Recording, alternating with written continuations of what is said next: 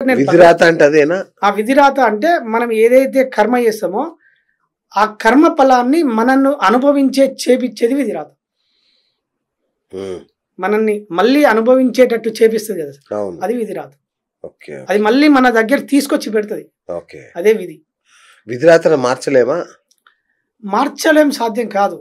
విధిని రాతను మార్చలేం, కానీ విధిని జయించాలంటే అది మళ్ళీ దైవం చేతనే సాధ్యం. దైవం చేతనే సాధ్యం. మనం మార్చుకోలేం. ఎప్పుడైతే విధిని జయించాలంటే, ఇప్పుడు నేను ఈ జన్మలో కొన్ని కర్మలు చేసా సార్, కొన్ని బ్యాడ్ కర్మలు చేసినా, కొన్ని గుడ్ కర్మలు చేసినా, ఆ బ్యాడ్ కర్మల ఫలితమే నా దుఃఖం.